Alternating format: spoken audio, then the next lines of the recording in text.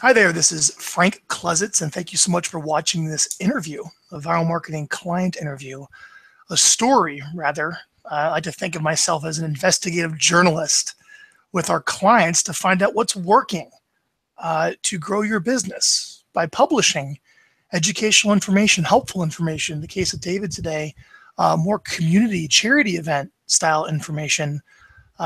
David touches his database up to 60 times a year. We're going to go into that. He also tiers his database as far as like a tier 1, tier 2. You're going to really love this interview today with Dave. But I want to let you know, if you like the marketing plan that we're going to talk about today, you can go to the homepage of our website, getviral.com, and pick up a copy of the official video marketing plan that we recommend to reconnect with your neglected database. You haven't been doing much. How to grow your database by asking for email addresses, how to publish educational videos so people get to know you, and then prioritize your follow-up with the people that are watching the videos to be a little more proactive than waiting for people to call you. And that whole plan is outlined in the official video marketing plan right in the homepage of our website. So I recommend you go read that. And that will give you a good overview of the plan that we preach and we're all about here at Viral Marketing. It's about attracting business, not chasing business. That's our philosophy. We believe you want to attract business by publishing educational material, by giving it all away, which is going to earn the attention and respect and trust and gives you authority as an expert to have business conversations with that content preceding you. So go check out that plan. And let me introduce you to David. Dave or David? Dave works. Dave works? All right, Dave. So Dave here is a real estate professional in South Central Pennsylvania. Yep, you got just outside of Harrisburg, right? Yep. Good. And you got into real estate right out of college. How many years have you been selling real estate, Dave? About 15, so 2003. And pretty much right out of the gate, you decided just to start your own brokerage. You didn't buy into a franchise or join anyone. You did your own thing with some partners, right? Yeah, we did. We started kind of from scratch, had no idea what we were doing. Literally just got my real estate license, had nothing but a sign to put on the front door. Mm-hmm. And here's something that's very interesting about Dave. He didn't have a website for the longest time. You know how so many people get into business. They're like, oh, I have to have all this online internet marketing stuff. I mean, you went how long without even a website, Dave? Yeah, I mean, I was in sales within the brokerage we were building, and for a number of years, probably 4 or 5, we didn't have a functional website. And then the brokerage got a website. Then I was still producing in sales and helping to oversee the brokerage, but I didn't have a website, gosh, I don't know, until 3 years ago. So it was a good 12 years of production before I even had a website for myself in sales. So let's give everyone an idea of how much business you're doing. So you're doing business personally. Yeah. You're selling homes yourself. I mean, how many homes last year did you sell last year, about 148 homes. Average price points, what? About 200. That's great. Okay. Yeah. But then you also have a brokerage. How many agents are in your brokerage beyond just yourself working in it? So it's a smaller brokerage. There's about 39 people total in the brokerage. And some of them are, lead agents with an assistant. There's a number of those and higher producing agents, and then some just independent agents. And then we have some administrative staff. Dave, that's incredible. You yourself in your own brokerage sold that many houses with your help of your team, and you have 39 other agents in your own brokerage that you own? Yeah, that I own with some partners. 39 other independent agents. That's pretty remarkable. Yeah, it's cool. So I would like to probably do another webinar with you and just like talk about recruiting and how you actually pulled those people in. But what I want to focus in is you did all this without really a website for 3 years ago. Yeah, it's true. It goes back to your philosophy is how much of that business last year came from your database? So 62% tracked directly from my database, probably a little bit more. There's a few that are hard to track. So it's probably closer to 70%, but actual track business, 62%. Mm-hmm. And you've taken this philosophy. Why don't you tell me the philosophy that you took and probably still now, probably even double down on it more now, but like you definitely had to have a certain philosophical approach to how you're getting your business than most people to go that long without a website and how you build a database like that. Why don't you tell me about philosophically of how you approach your decisions with marketing and business development? Sure. Yeah, happy to. So from day one, like I said, we had no idea what we were doing. And my dad had been in the business years before, and my grandfather in the 40s. But then they closed down their shop. And, you know, when we reopened, my partner and I asked my dad, you know, how do you build a real estate company? And he had shut down in 1990. So it was before the internet. And so my dad, in his wisdom, he was very successful in real estate back in his day. So, well, you need to get out and let people know you're there. So, you know, thanks, Dad. You know, where's the training program? What do you mean let people know you're there? So I ended up literally just going door to door, and that was really hard. So it didn't reap a lot of rewards. But I learned in those conversations that if I postured myself as somebody who's just there as a resource, like I'm not trying to sell you a home. I'm not going to convince you to buy a home. I'm just there over and over again in front of you, door to door. For a year, I did this, and just explaining that I'm new in the business and I'd love to be a resource for you. So I began to bring items of value. It made the conversation go a little bit easier. If I could give them an item of value at their door, it made the conversation easier. I'm just looking to give you this. Here's some homes that sold in your neighborhood. If you have any questions, let me know. You know, not looking to sell your home. And after some commitment to that and some persistence to that, people started to call. And so with that little template, I realized that, my gosh, wouldn't it be a lot easier if instead of going door to door with that template, I just wrote down all the people that I know, that my parents know, that my family knows, that my wife knows, and that know me. And so I wrote all those names down. There was a couple hundred, maybe 250 or 300 people. And I began to start to send them little items of value and then follow up with a phone call and let them know that I'm here not to sell them a home, not to take advantage of them or push them into anything, but just give them something that they might appreciate and then follow up to make sure they got it and see if they needed anything or had any questions about real estate. And so we slowly built that out into something that was more systemized. And then later on, with the help of video marketing and things like that, which complemented my already existing core database system fairly well. And that's what we have today. That's great. Yeah. So you learned very on that it was about talking to sellers and homeowners, not buyers. Yeah, we did early on. It was door to door to potential home sellers for sure. You learned the importance of picking a niche and attacking on a narrow front because you probably just didn't randomly knock all over the city. You picked a certain area to dominate. It's true. Certain neighborhoods. Yeah. Right. And you would show up with an item of value as opposed to just knocking on the door and asking them if they want to sell their home. What's an example of that item of value? Yeah. So if it was in a time like, well, if it was getting close to a holiday like Thanksgiving, I would literally have people come to my office to give away pumpkin pies or things like that for their family. If it wasn't in a holiday time period, I would just do a real estate market update. People love to get information about their town or their community or their neighborhood about what home values are doing. So that's just a really easy one that people appreciate because it has to do with their own asset, the home that they own. And, it's a conversation. It's an easy conversation starter that leads to other things. Great. Okay. So I would assume that when you talk to somebody, you started asking for their contact information.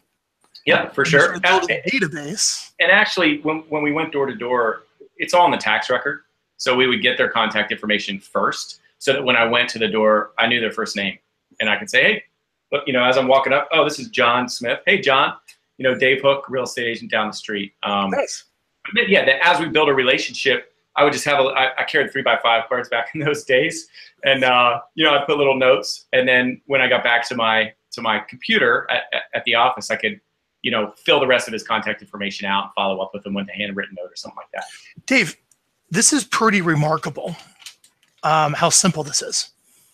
We have to understand, I'm sure as you've known it, well, I'm sure as you've seen, 12, how many years in real estate, yeah, there's lots of different strategies. Yeah, sure. And I've used most of them at this point. But this one is so simple and it hits all the focus points. Right. Who guided you on picking this great path as opposed to many other ones that may not have been so great? Yeah. Go down this route in the beginning. Yeah, I think it was just a function of my dad. He didn't. So many of the people that I came into contact with back in those days there was a lot of shiny objects, as there is today in real estate. Like, probably we're always of the shiny objects, right? Yeah, and we're always attracted to a quick fix, and you got to be doing this, and you got to be doing that, and I think it was kind of a blessing that my dad was just such an old school operator that literally his advice was work hard, be honest, and go out and get in front of a lot of people. And well, how do I do that? Right. And that was the only object that I had to pursue. And so I didn't, it was maybe lack of information was the great thing about that time in my life. I didn't have a lot of options or things coming my way. And so that's the one that I chose. And I saw very quickly that it worked. So I thought, well, maybe if it's working at that level, I should take it, 3 or 4 layers deep and really push into that database marketing. So I think that's why it happened. That's great. So give me an idea here. Frank needs a haircut. I'm sitting here looking at my hair all messy. So even us video guys see that. Frank, you look good. Does look good. All right. Yeah. So in the beginning, yeah, how many doors would you knock on a week? Tell me your schedule. Give me an idea here. Like you're out trying to get listings. Yeah, what volume are we talking about here? Yeah. So back then, years 1, 2, 3, I was year 2. I think I did 4 million in sales. How many doors did you knock on a day? What was your schedule? So I would go. I found if I went closer to the evening, obviously more people would answer. And there was 2 neighborhoods that I hit pretty hard, and each of them had about 180 homes in it. And I would get through those neighborhoods maybe in once a month or once every 2 months. I would get through those neighborhoods, and then I would go to the next neighborhood. So every quarter or so, I would get through both neighborhoods. So I'd hit people maybe 4 times a year. And it just depends how busy I was. I had time blocked out like 3 days a week, Monday, Wednesday, and Friday, that I would go door knocking for 2 hours, like 5 to 7 or 4 to 6. And, I would just get through as many doors as I could. And it just depended on how many people were going to answer their door. The funny fact, which is kind of ridiculous, I was 23, and I found that if I put rollerblades on, I would hit a lot of doors a lot faster. So I literally was the guy that was on his rollerblades going door to door. And it sped up your contact rate, man. It sped it up. It was probably 3 times as high with rollerblades on. And people thought it was hilarious. Like they I got some jokes. And but after doing it, the first time you get a bunch of doors slammed in your face. The second time you get some doors slammed in your face. The third time they're like, you're still at this, right? You're still coming back to talk to me. And I found in the wintertime, if I would go 5 to 7, it was getting kind of dark out, they would invite me in. And it was cold. And yeah, people respected the persistence, and the colder it was, they would let me in. But slowly but surely, Frank, after 2 years of it, we would have finally have legitimate conversations with a lot of those people. And it was just that over and over again touch, but it was a ton of work. Like, yeah, it was kind of brutal. Well, what persistence? Yeah. Well, it was sink or swim. Yeah. I mean, you had to pay my bills, and that's the only thing that I knew how to do. And it did work. It worked. It was just hard. Well, here's what I'm getting at. So yeah, it was hard. It was work, but you went out and you talked to homeowners on a farm, and you were persistent. Yeah, sure. Just thinking back, man, I know you don't know the number, but how many people would you say in a week would you be adding and coming back and putting in with your 3x5 cards into your database? So it's a long time ago, but in a given week, I might knock on 20 doors at a time, talk to maybe 5 of them, have a conversation, then go back another couple days later, another couple days later. So I might have, with that process, I might have 15, 20 meaningful conversations a week. And then I would make sure that those people go into my database. And on top of the people that I begin to realize I know, like, and trust in the community, on top of that database, I would add them in. And so 15 or 20 per week is probably a good number. That's great. Yeah. So 15 to 20 people a week you're adding to your database. That's 12, 13 years ago. Yeah, I think anybody could see, if you kept that up, how the compounding effect would make you a rich man over time. Later on. Yeah, sure. On. Absolutely. Yeah. So that's how you grow your database, by knocking on doors. A little side note for anyone. I had a client of ours that was in Silicon Valley, Dave, and he actually had 3 people knocking on doors for him. Yeah. You realize these were very big houses. I mean, you had to go from like one gated house to another one. Right. He bought them all segways. Segue around the neighborhoods, and that's it works.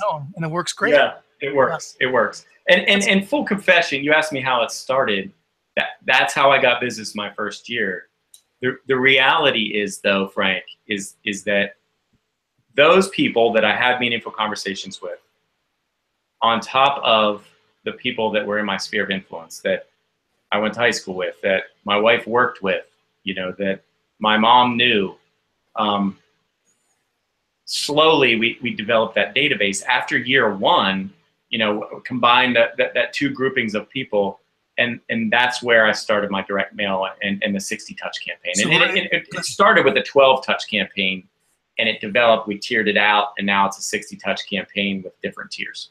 So we're going to get into that. That's next. I want to go deeper though. Yeah. Because you're 23 years old. You go to college? I went to college. College. All right. Yep. So you're a college graduate. Yep. And this is college, man. It's all your buddies and your friends from college, the people you grew up with in high school. Yeah. Right. Okay. Yeah. And you decided to go through those names and like work them for business. For sure. Like people are 50 and can't do that. Yeah. So can you tell me the mindset shift at 23 of like, you know, maybe I should start building my sphere, and how did you round up like a database to start with, to reconnect with at that young of age, like with all your buddies and friends? Yeah, and sure. Obviously your door knocking layered on top of that database. Yeah. Yeah. So that part was pretty simple. I mean, when I first started, I blocked out time in my week. I knew that I needed to, I read a couple books, first of all, on how to build real estate business, you know, in that first year. And it was really clear that in the 80s, 90s leading up to that, sphere of influence marketing was some of the lowest hanging fruit. So I knew, and I knew how hard it was to knock on doors, but yet that bore fruit for me. So how much more impactful would it be if the people already knew me? If those homeowners that I was knocking on the doors already knew who I was, they'd probably be a lot more receptive. So it just made sense to block out some time for a couple days where it was quiet, and I didn't have appointments, and I started with a spreadsheet, and I went through, I thought about different seasons of my life. All right, who was in my graduating class? So I got my high school yearbook out, and I just went through and started circling names. Who did I go to college with that, you know, is still back in this area or moved back into this area? So I went through that. Who did I play sports with, you know, in certain areas of my life? And I went through and wrote down those names. Who's working? My wife's a teacher. Who works with her? Who does she know? And then I called my mom, and she had everybody has different circles of people that they gather with. And it's hard if you say, I'm pretty sure, and I've gone through with different agents we've had in the brokerage and fleshed this out. Every person, if you push them, they know about 250 other people. But you ask them to come up with 250 people, and they're going to give you a blank stare. They're going to be like, what? And so if you tell me to come up with 250 people that I know, would know them if I pass them in the grocery store and probably recognize their name. If you asked me to do that, I would have a blank stare on my face. But if you asked me, Dave, who'd you go to high school with? Okay, well, I can write some names down of people who I went to high school with. Who'd you invite to your wedding? I had 120 people at my wedding. Who were they? Right? So there's people there. Who does your wife work with? Who does your mom volunteer with at this, you know, group that she's with? Who does she, you know, who are all the people, mom, that you visited? She, you know, she does some volunteer work. Write down their names. And these are all people that I knew too. I just didn't know that I knew them until I saw their name. Mom, I know that person, or Dad, I know that person. So for me, it's just going and thinking about the different events that we attend, the different groups that we're a part of, and the different events and groups that our families are a part of, and writing those names down. And that's the core of the people that know, like, and trust me, and I know, like, and trust them. How did you get over the fear of approaching those people and asking those questions at such a young age?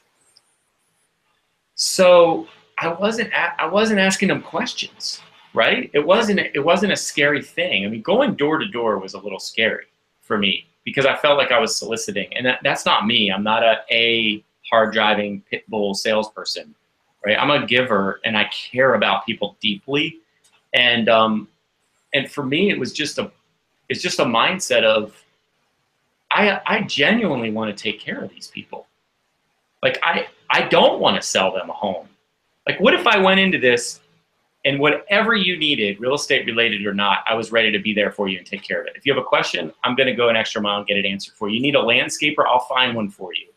And for me, it was just a posture of, I'm not asking them for anything. I genuinely am there to care about them, to take care of them, to be an advocate for them, to be a concierge service for them.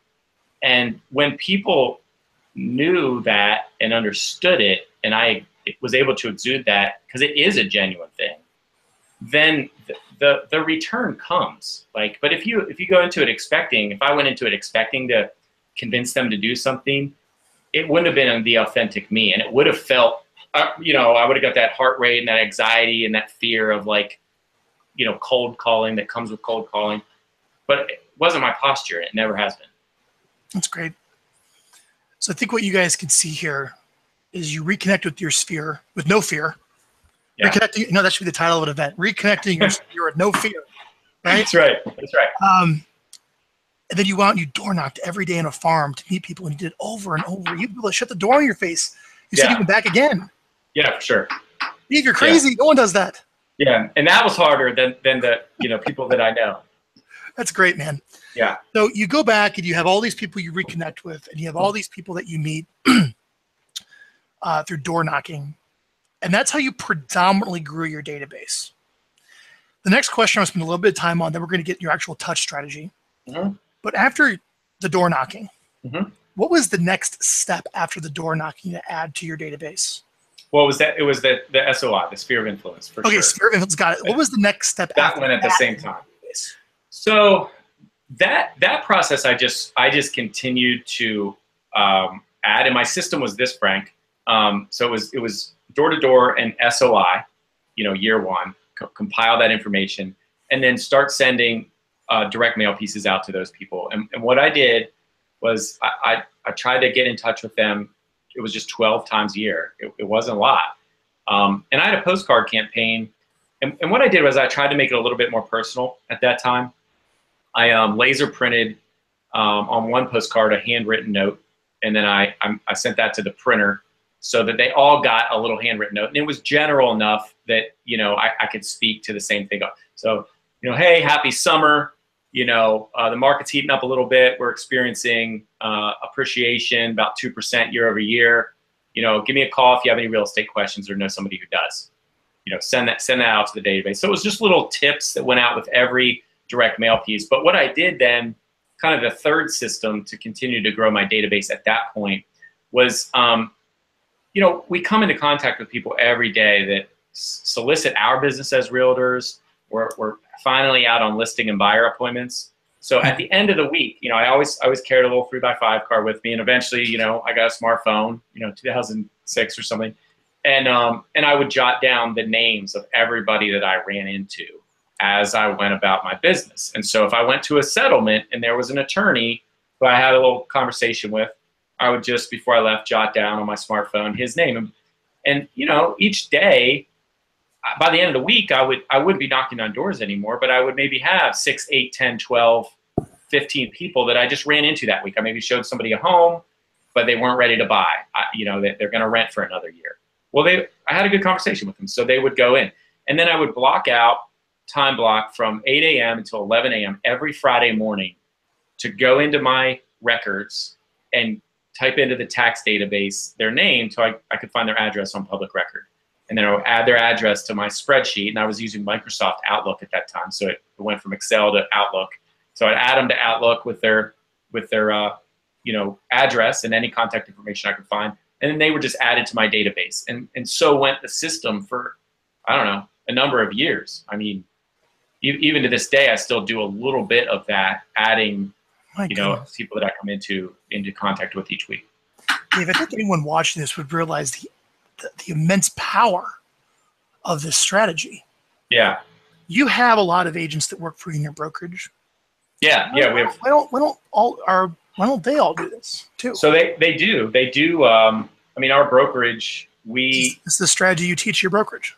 Yeah, we actually do. We ask them one of the requirements is to start with a sphere of influence. And we actually believe in it so much as a brokerage that for our independent agents, the first thing that we do is we pay for postcards that are laser printed with a handwritten message that go out with our agent's picture on it, their handwritten message, and we have that mailed and pay for it to their entire database on behalf of them. And we do ask them to fill in with, you know, higher touches with different things that they're going to send them.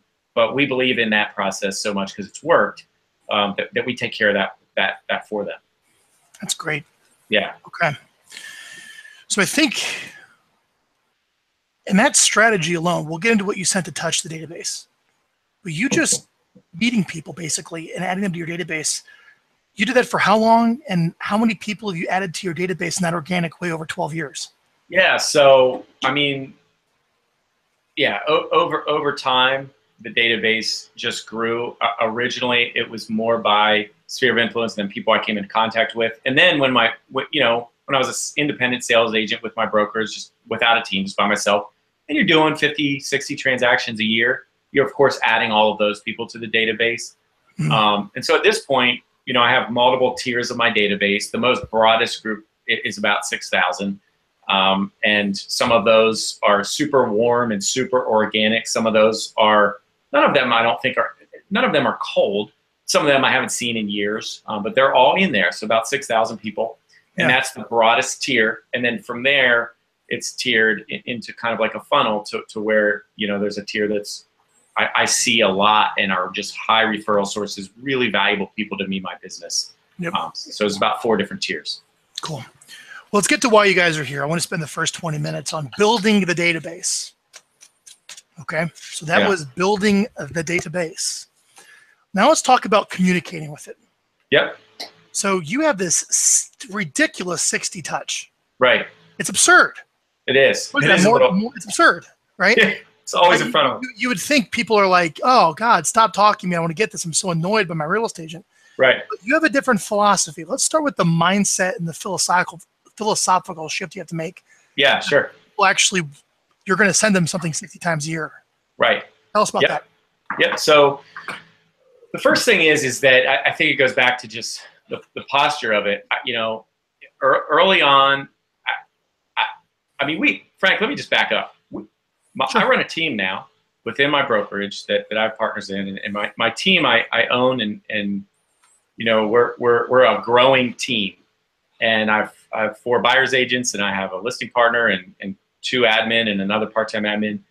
And don't get me wrong, a portion of our business as we grow, we make prospecting calls, we follow up on internet leads, we do all the things that are hard. And I will tell you, even with doing that, hands down, our SOI in our database brings us more business, and it's easier to work, and it's people that we care about and already know, and they know us. And it's just, there's so many barriers of trust that they're not built up from those people. And so that from day one, when those people contact us, it's just an easier conversation. It's less work because you don't have to break all of those trust barriers that you do with completely cold leads. So I am in the cold internet lead business that is hard.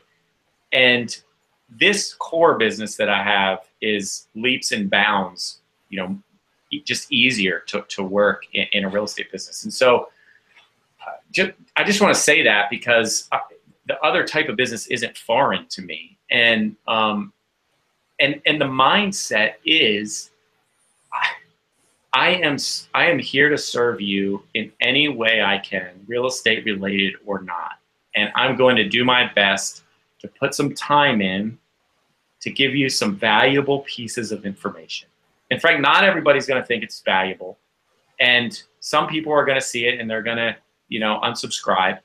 But for the most part, the lion's share of those people actually do say, yeah, I get your stuff. I see your stuff. And when they enter into a life phase where they're going to have a life change and their head goes to real estate, I'm right in front of them, and they're clicking on the stuff that I'm sending them. And, I am interested in that now. I wasn't for the 3 years you've been sending it because I'm busy and I'm doing life. But now that I had a life change and real estate is on my mind, I'm more interested in reading what you have to send me. And so it is being in a mindset of, I'm not taking from you. It's what I want for you. It's not what I want from you. And constantly sending them information because of what I want for them. So it takes away this, I want something from you attitude, and we need to get away from that. The best way I've heard sum up what you said there is a relationship is a place you go to give, not to get. That's right. And you've done such a wonderful job with your business relationships that way. Yeah, that's right. So let's talk about your tiers, because Yeah. not everybody gets 60 touches. That's right. So let's start with the widest tier. Yeah. And work our way to the inner circles of your tiers. Okay. And why don't we go very methodically Yeah. and explain what each tier gets, what it is, how you send it to them. Yeah. And if you can go into some of the cost breakdowns too of this, that would be nice Yeah. for the audience. Yeah, sure. You got it. So broadest tier is everybody and anybody I've come into contact with that I have their information and their email address. And those can be people in my SOI, people that I've knocked on doors 15 years ago, people that I've come into contact with since, and then as different things came into our lives like Facebook and Twitter and LinkedIn and all sorts of different things, it's going through those databases and realizing there's people that I know that know me that may not even be in the state that I would say hello to if I passed them on the street, and making sure that they're on that list. And that list is the broadest, about 6,000 people.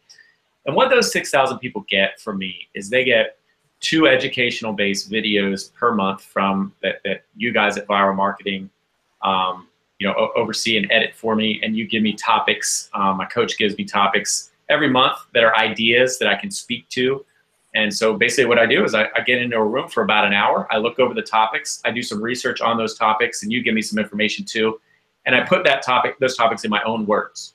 And I just think of, if I'm a consumer and I had a life change and I'm thinking about real estate, maybe on the horizon, what might be attractive to me of these topics? And so I put those into my own words, bullet it out, and I speak into a camera like this for about 3 minutes, and I talk about that topic, and I am passionate about it, and I want them to get something from it, and that goes out twice a month. So, those people are getting those 2 educational-based videos, and then I do a hot listings video, email that we put together here. One of my administrative people helped me do that, and that goes out. So there's 36 touches that are email-driven touches to those 6,000 people. And then additionally, what we're going to do is every other month, we're going to do a postcard that I've been doing since 2003. It never gets old.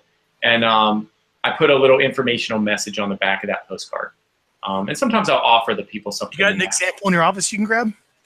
I don't in this office because I'm using somebody else's office because my office is open. Sure. But yeah, it's in a different office. But it's just sometimes I use an executive size a little larger, sometimes it's a little smaller, it varies. And it might have something that is related to the season that we're in. But then on the back, it has my picture, and it has just a little box, almost like a postcard. And I handwrite on a piece of paper, literally like this.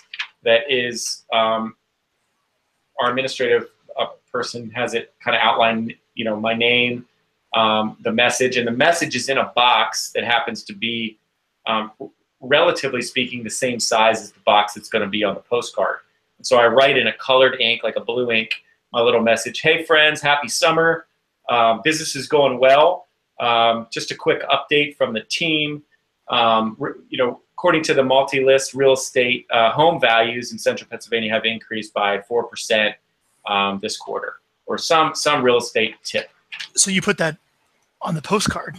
So I put that on the paper, and then our administrative people scan that into a printer that we use, and that printer then takes it and we send postcards out with that same message on it to people in my database. So let me just stop right there. So to be clear, those 6,000 people do not get direct mail from me. It's too expensive, and I don't know all of them well enough.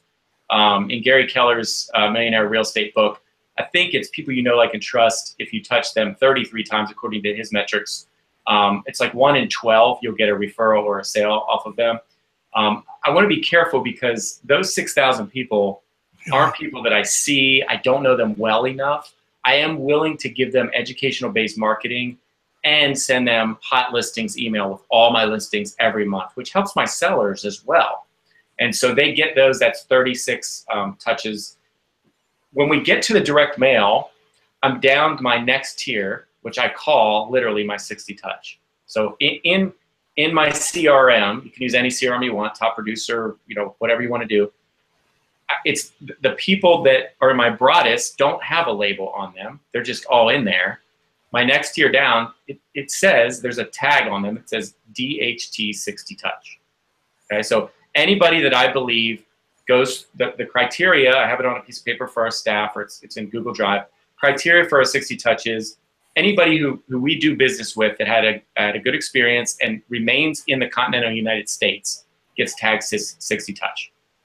Okay, so that includes my SOI, it includes the people I door knocked on, and it includes the people I come into contact with, and then it includes all of our clients that stay in the continental United States and have a good experience, which is most of them. Mm-hmm.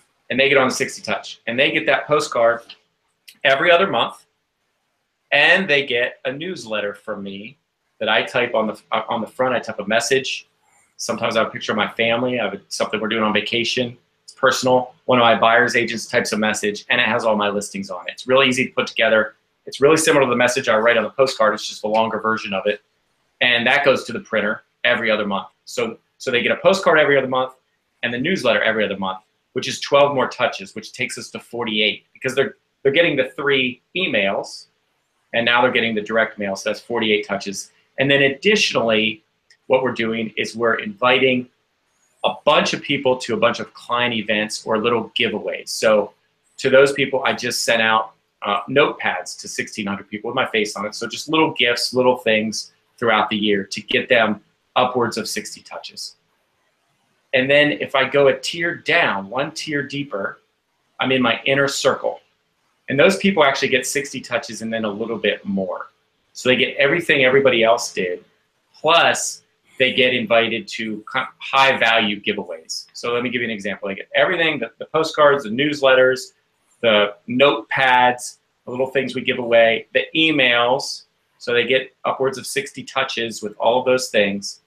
And then additionally, they get, on Thanksgiving, we'll invite them all into the office. There's 300 of them.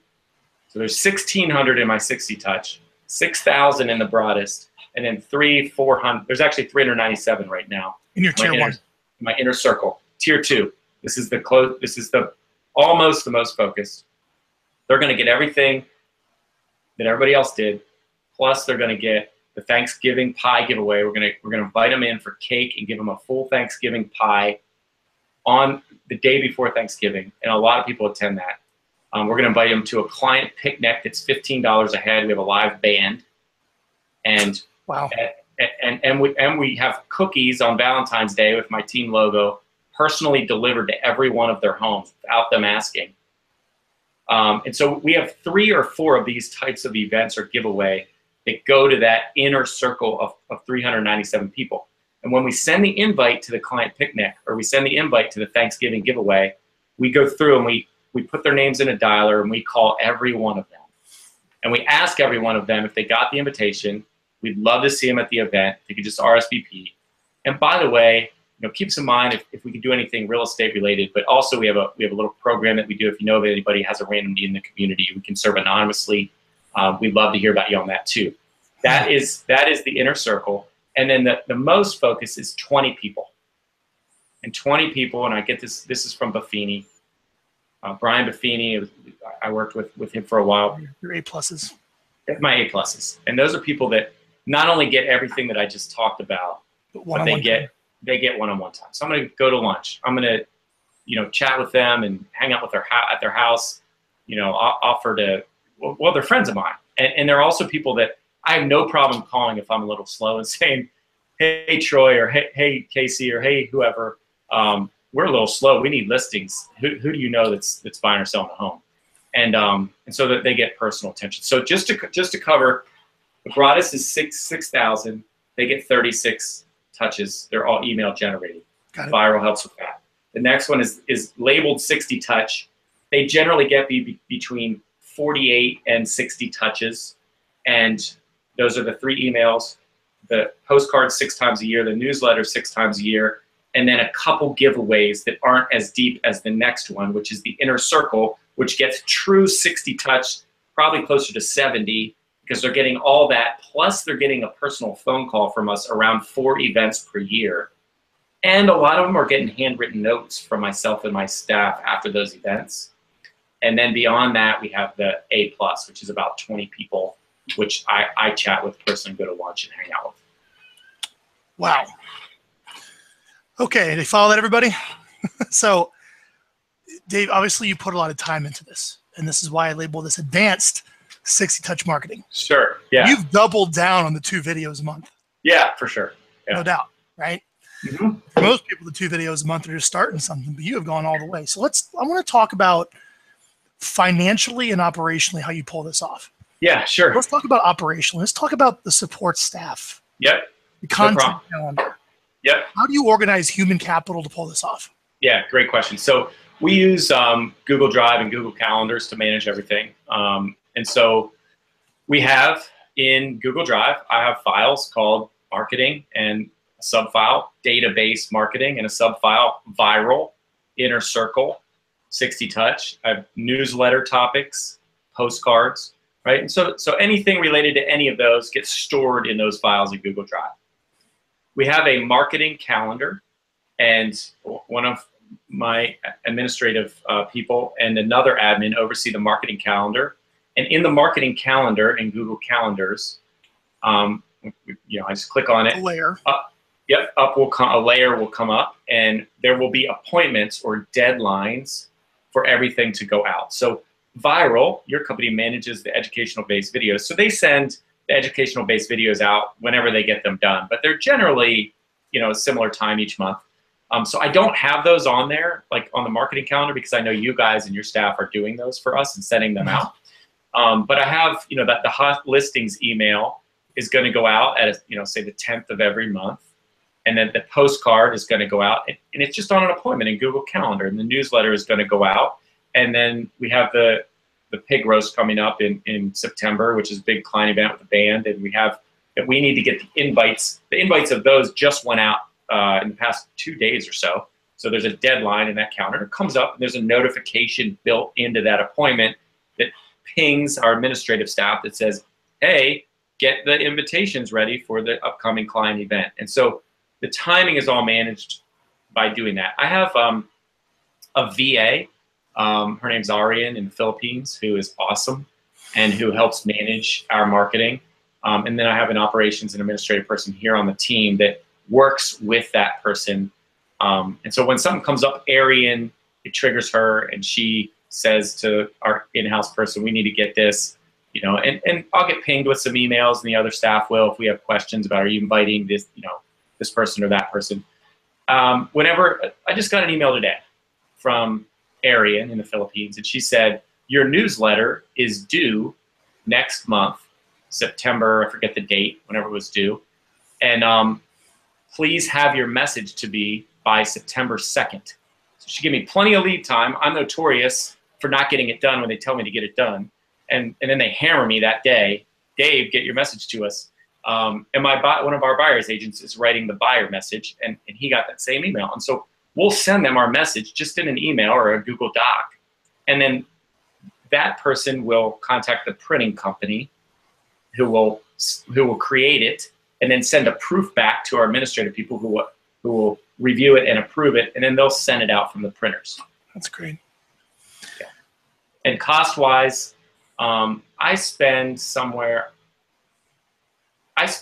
on my 60 touch program, I'll spend somewhere around $30,000 a year.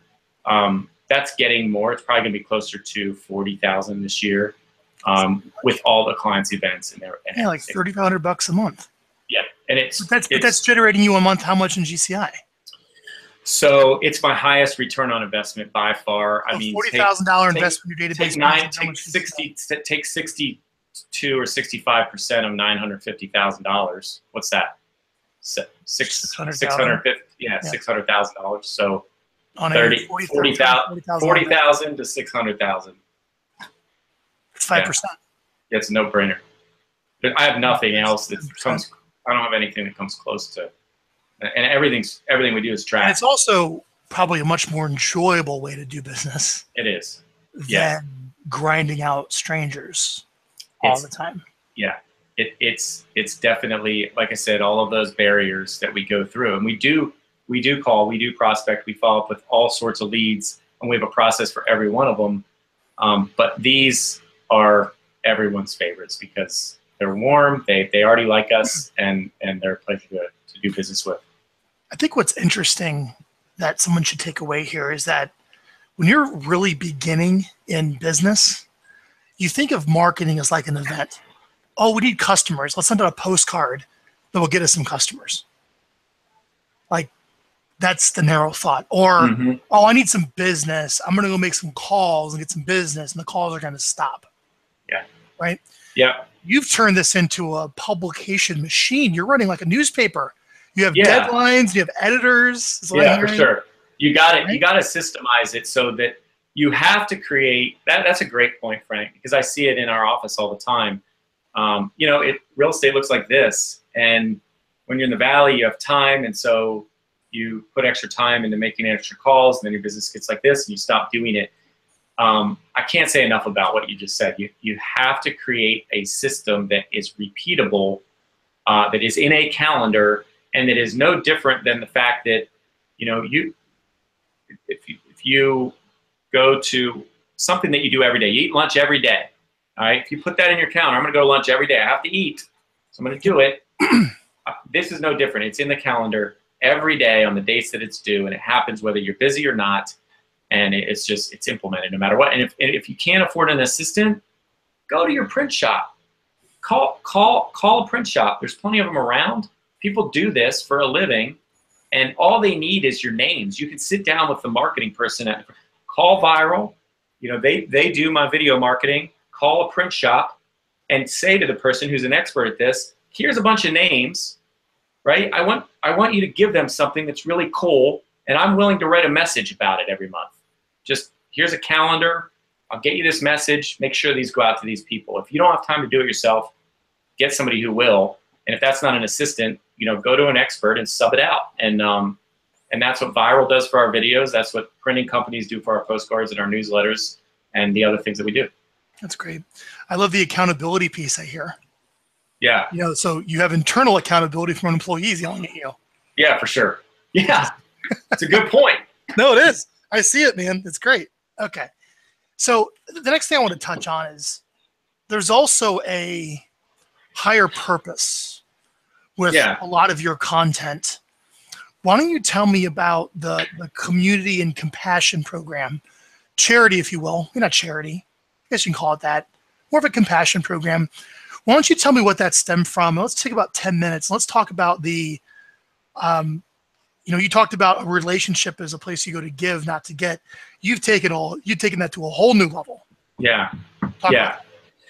Yeah. So this isn't something that we advertise or talk about locally in a sense of, something that we do for a business purpose. So everything I just talked about is for profit. The purpose is for profit. I want to make a profit. And the way that I do that is to give valuable information to people that I like.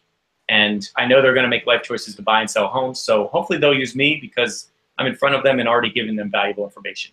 That's a pretty simple concept. About 5 or 6 years ago, so Frank, I don't push this on anybody. My faith's important to me. Whatever faith you are, the faith that is important to me is about loving your neighbor. And I think that's a pretty cool concept, to love your neighbor and care about the people in front of you. So a couple years ago, my wife and I went to the country of Haiti with a local group and a builder who was doing some work down there after the earthquake. And I was in conversation. It was my third trip down there. I was in conversation with a little girl named Lovely. She was walking the little village bare feet. And as I was talking to her, she did not know if she was going to eat that day. Right. And my wife and I were in the process of building a home back here in the States. And so on the plane ride home, I started to think about the trip, and I thought about this little girl who didn't know if she was going to eat. And it really kind of hit me at my core, like, what, been selling homes for a long time, and there's all the stuff I worry about, the stuff I fret about, the stuff I lose sleep over with clients. It's kind of a hectic business. Like, I don't know, 20, 30 years from now, I can sell 10,000 homes. And am I really having a big impact of purpose? What am I doing this for? So it was kind of a self-look. We all go through those seasons of life. We're looking at ourselves.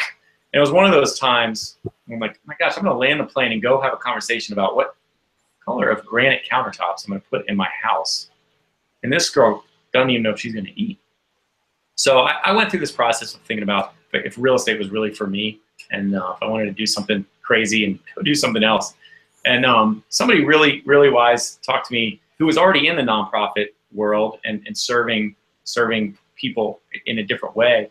And he said, you know, the issues that you have with customers and clients and employees and inspiring people and problems and all that stuff, it doesn't go away if you start a homeless shelter like that. We that are in the nonprofit world, I'm a director, we have a lot of the same issues that you lose sleep over. I mean, people are late for appointments with me too, right? And that's not going to go away. But what he explained was that as real estate agents, we're in this really unique position that no other industry is in. He said, Dave, you have a database, you have the names and phone numbers of hundreds of people. You know what most of them do for a living. You know who's the financial advisor, who's the contractor, who's the therapist, who's the doctor. And you're in people's homes and they're telling you what their issues are. I need to sell because, you know, we're having a baby. I need to sell because I lost my job, right? And by the way, my neighbor over there just got in a car accident. And people tell us stuff in real estate that they don't tell their family members sometimes, right? That they're going through a divorce or whatever it might be. And we're in this unique place where we kid in the real estate industry, we should have had a degree in therapy because we often find ourselves with therapists. So I just found like it was kind of an aha that I was already in a position, we're already in positions where we can serve people in a really unique way that no other industry has, particularly if we have a database to do it with. So instead of just going through the motions of real estate, I challenged myself and my staff when we do these client events, instead of asking for a referral or do you know of anybody buying or selling a home that we can help, what if we just asked a 15 or 16 word question as we invited them to the event? By the way, who do you know that might have a random urgent need in the community that we can serve? And that question usually evokes all sorts of other questions, like why are you asking me that? You know, what do you do? And we could just subtly say, we just have a little program where every time we have a settlement, we put a percentage of our income into a separate account. My wife and I do this, and the checks in that account are anonymous. They don't have our names on it. And you're a valuable person. You're in my inner circle of people that have helped grow my business. And you know a lot of people. And if you think about it from time to time, your brother or your cousin or your friend might go through a tough time, might get into a car accident, might lose their job, and might be faced with a foreclosure or their utilities are going to be turned off because they can't pay that bill. That stuff is right here in each of our communities. And if you come into contact with somebody like that, let us know, because we have money that I promise you we're going to give away, because I'm not taking it back. It's already in the account. And so I'd love to hear from you if you think of somebody that's going through a tough time that you know. And what we're going to do is we're going to send you an 8-question form through Google Forms. We have somebody that just shoots a form in, and we get a text that says, hey, that program you do, my friend, this just happened to him. Great, we'd love to serve them, and we'd love to partner with you in doing so. So we're going to send you an 8-question form, and just via email, just fill it out, hit submit. It'll come back to us in a spreadsheet. We'll review it, and if it fits our program, like it's a random urgent one-time need, like an emergency one-time urgent need, that's our program. That's what it's for. If it fits that, and we have enough money in that account, we're going to send you a check to your house. And it doesn't have our information on it. We prefer if you deliver that check to your friend, whoever that is, your neighbor, your cousin, and just let them know that a faith-based local business wanted to help them out. And don't tell them who it was. And then do us a favor, shoot us an email and let us know how it went. And then that's how the program works. And when we have client events, that's what we do. We just ask and remind them that we have this program. If they know of anybody going through a tough season, keep us in mind for that. And we'd love to see you at the client event.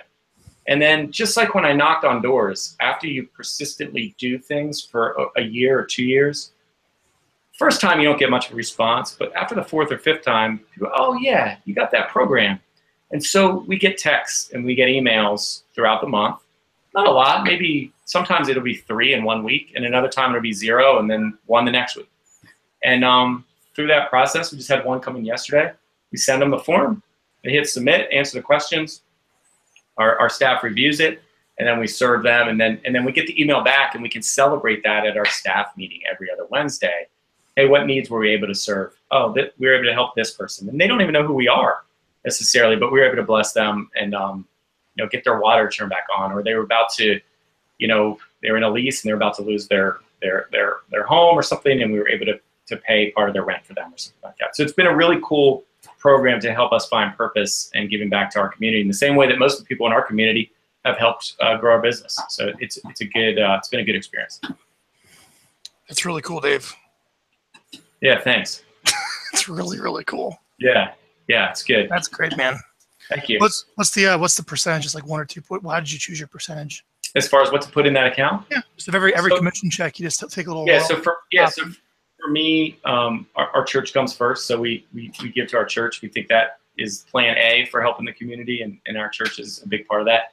And then we put what we do is at the beginning of the year, my wife and I have our total income, and then expenses, and then net operating income, and we take about 5%, between 4 and 5% of that net operating income before taxes, and we put in the Compassion Program Fund. So we take 1% for our church, and then 1% of our net income from that, and then we reconcile that mid-year. So if our expenses are higher than normal or income is lower, we'll adjust that a little bit. So every commission check that comes in, we put a percentage of that in. If we need to adjust it, we reconcile that mid-year, and then we run a new budget for the next year in December.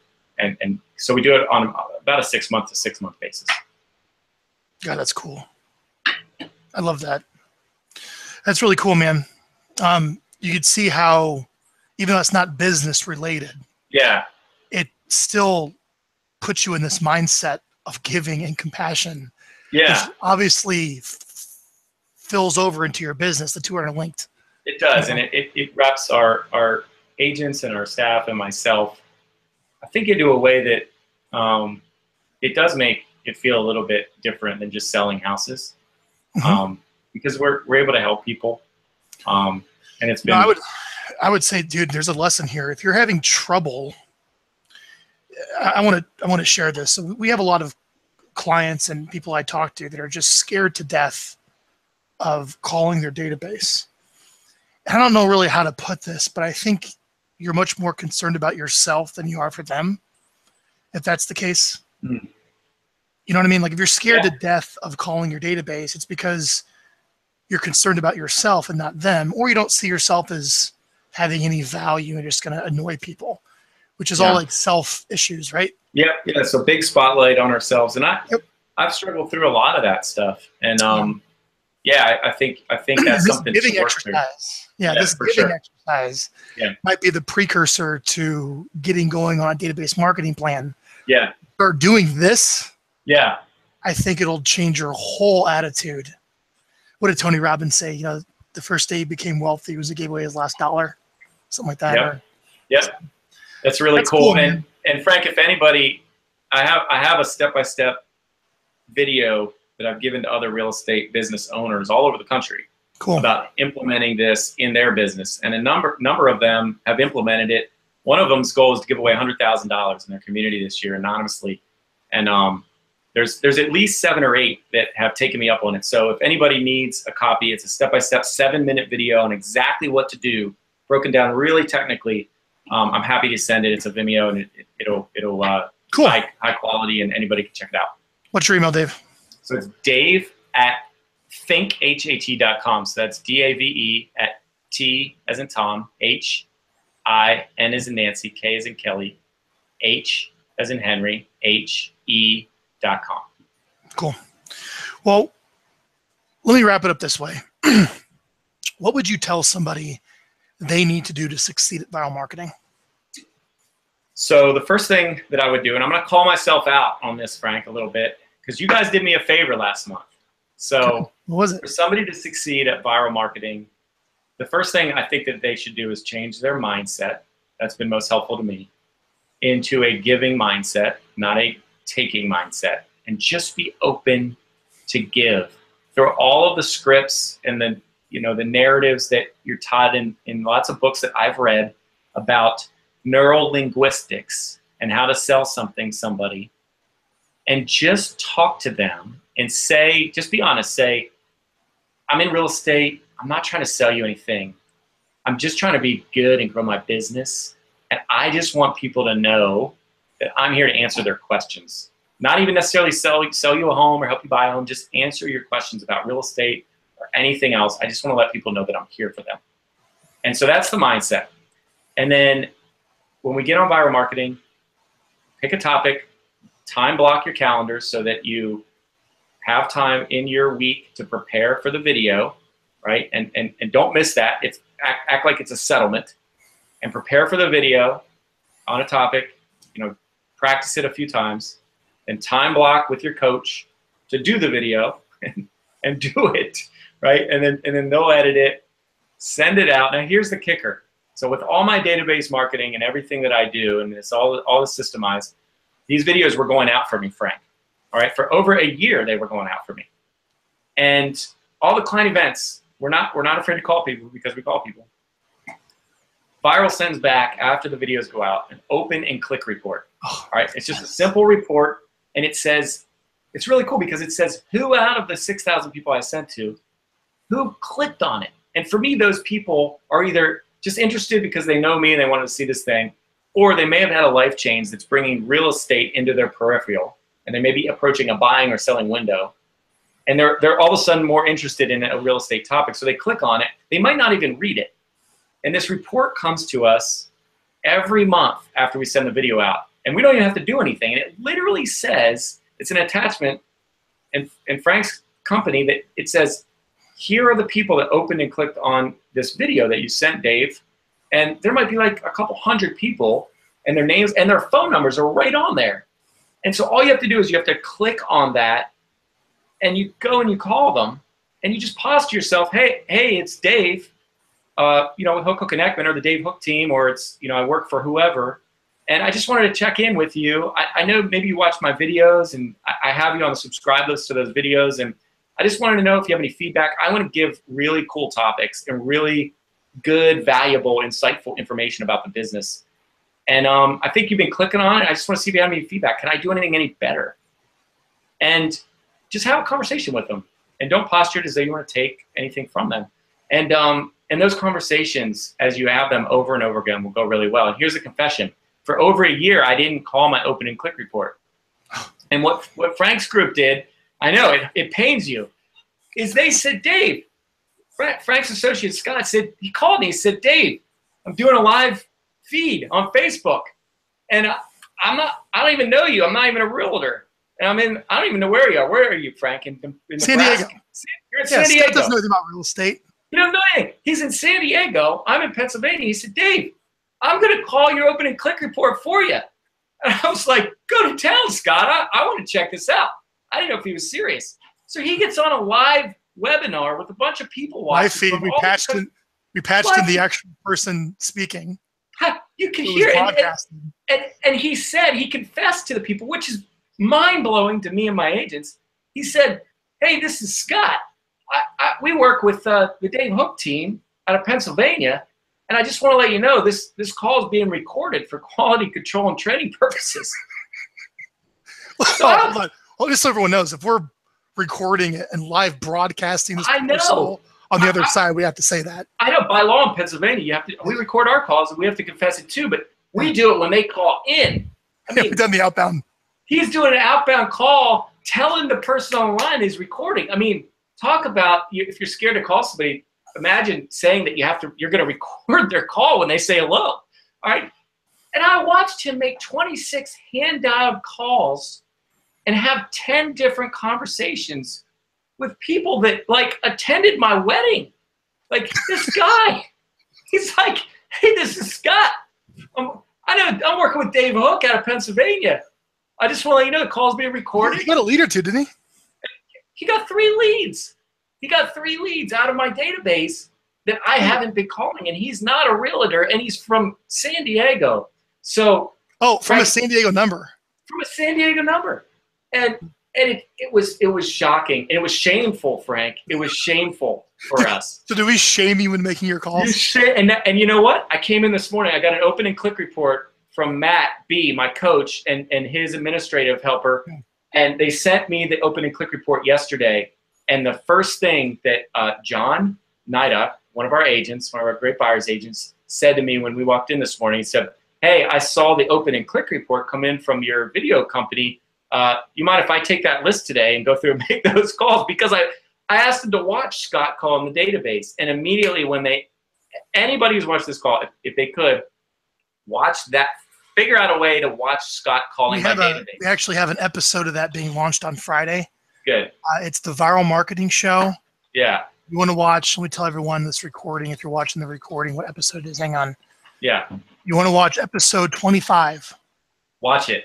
Watch it. And just do what Scott does, and you'll be way better at it because they actually know who you are, and you are a realtor.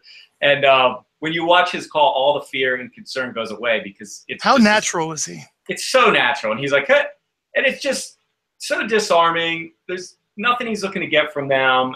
And he got 10 conversations in 26 dials and three leads that we'll nurture and we'll follow up. They might not buy this week, but there's 3 that are probably approaching a buying or selling window. And well, here's the deal. Can't believe it. I'll leave this on this for anyone that needs to see the value of doing this, is that you are brand building. Anyone could have picked up that phone call that had no idea about anything. Yeah. And say your name. Yeah. And because of your reputation, they gave Scott the time of day. Sure. And that is the value of your firm. That's a big value. That's a huge premium on that. Yeah, for sure. Yeah. So lesson learned, and thank you to Scott for taking over for me and showing me that can be done. Check out episode 25 of the Viral Marketing Show. I do a whole show with a couple excerpts from Scott there. But that's all the time we have for today. Dave, thank you so much. Yeah. And if you are interested in getting involved with us, request a free strategy call. Go to our website. First, download the free video marketing plan, our official video marketing plan right on the homepage. It's the marketing plan that released one sliver of what Dave's doing. And then if you want to talk more about working with us, request a free strategy call. We'll talk about what this will look like for you. We'll plan some topics. We'll go over the costs. And honestly, just like Dave, we'll see if this really works. And to stand behind that, I give you a 30-day out. So if you actually hire us and we go 30 days and you don't like it for any reason, I don't care what the reason is, I'll give you all your money back. Now we can kind of feel it out and do some videos and see if this is for you. And you can get the full money back refund within the first 30 daes if you hire us. It's called our no-risk trial. So if you want to check it out, go there. And Dave, thank you so much for your time today, my friend. Yeah, you're welcome.